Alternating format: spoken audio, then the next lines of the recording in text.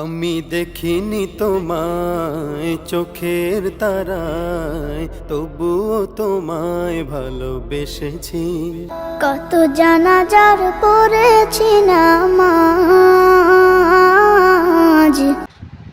ইসলামী culture, ইসলামী সাংস্কৃতিক দিকে মানুষ যেভাবে ধাবিত হয়েছে, আমরা মানুষকে আরও ধাবিত করার জন্য কক্সবাজারস্থ রহমা পাহাড়তলি রহমানিয়া মাদ্রাসা এক মহৎ উদ্যোগ নিয়েছে।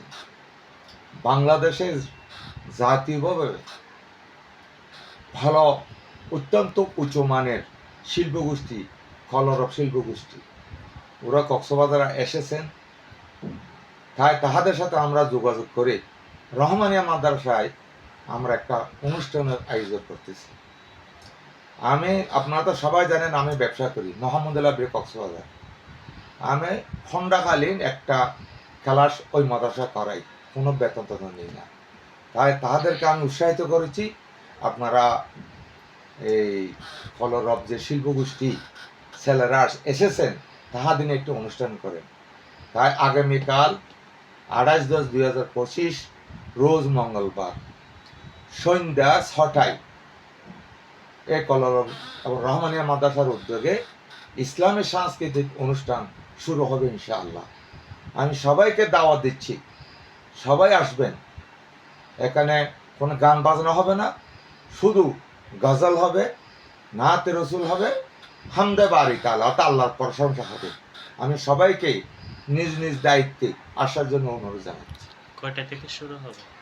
সন্ধ্যা 6টা থেকে 5:30 বাজে নামাজ, মগরিবে সন্ধ্যা 6টা থেকে আরম্ভ হবে। শিল্পী গোষ্ঠীকে কি বলবেন আপনি? শিল্পী ওরা তো অসাধারণ উচ্চমানের শিল্পী, তাহারা অলরেডি কক্সবাজার চলে আসছে। তার মধ্যে উচ্চমানের শিল্পীদের মধ্যে শাফিন আহমদ এখন বাংলাদেশের মধ্যে 1 নম্বরে আছে। আগস্টের 5 তারিখ যে বিপ্লব পরে ঢাকা ইউনিভার্সিটিতে যে সিরাতুন নবী অনুষ্ঠিত হয়েছে, যিনি সর্বপ্রথম ওখানে ইসলামী সঙ্গীত রচনা করেছেন, তাদেরকে স্বাগত জানাবেন কিনা? অবশ্যই আমরা ওদেরকে, আমাদের মাদ্রাসা ছেলেরা আমরা আছি, আমরা ওদেরকে ধন্যবাদ জানাচ্ছি। ওরা পুরো বাংলাদেশ ব্যাপী যে ইসলামিক কালচারকে প্রতিষ্ঠা করার জন্য যে একটি মহৎ উদ্যোগ নিয়েছেন, এই উদ্যোগের মধ্যেও রহমানিয়া মাদ্রাসার অনুষ্ঠানটি একটি অংশ। কালকে কি কি আয়োজন থাকছে? কালকে আয়োজন বলতে আমরা ধন্যবাদ আপনাকে। কালকে আয়োজনের মধ্যে থাকছে আমাদের লোকাল শিল্পী যারা আছে তারও পরিবেশন করবে, কলরবও পরিবেশন করবে। এটাই আমাদের আগামীকালের প্রোগ্রাম।